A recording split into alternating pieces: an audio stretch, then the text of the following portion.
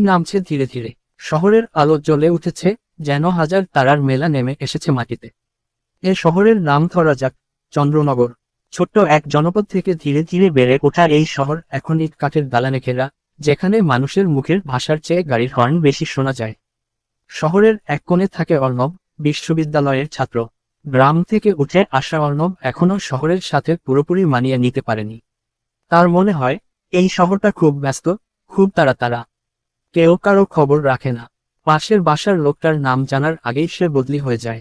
প্রতিদিন সকালে সে হাঁটে রাস্তার পাশে, দেখে পথশিশুদের ঘুম ভাঙে ফুটপাথে, আবার কেউ কেউ পুরনো কাগজ কুড়িয়ে বিক্রি করে। একদিন সকালে হাঁটতে হাঁটতে অর্ণব এক বৃদ্ধকে দেখল ফুটপাথের কোণে বসে আছেন। চোখে কুয়াশা, গায়ে ছেঁড়া চাদর। অর্ণব কাছে গিয়ে জিজ্ঞেস করল, কিছু খাবেন? বৃদ্ধ একমুঠো হাসি দিয়ে বললেন, তুমি শহরের ছেলে, তবু মনটা এখনো গ্রামের মতো মনে হয়।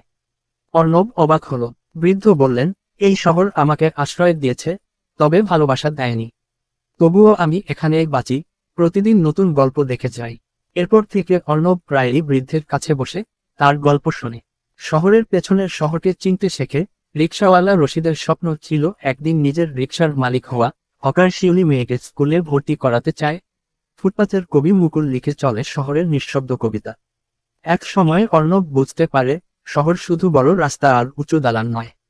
শহর গড়ে ওঠে মানুষের স্বপ্ন, ব্যর্থতা আর অদম্য আশার উপর। এই শহর মাঝে মাঝে ক্লান্ত করে, আবার সান্ত্বনাও দেয়। কখনো খালি পকেটের ভেতরেও আনন্দ রেখে দেয়। গল্পের শেষ দিকে অর্ণব শহরকে ভালোবেসে ফেলে, তার জটিলতা, তার রোতা, তার অদ্ভুত ভালোবাসা সব মিলিয়ে। শহরের আড়ালে যে শহরটা বেঁচে থাকে প্রতিদিন, সেই শহরটাই আসলে সবচেয়ে সত্য। ভিডিওটা ভালো লাগলে লাইক, কমেন্ট এবং ফলো করতে ভুলবেন।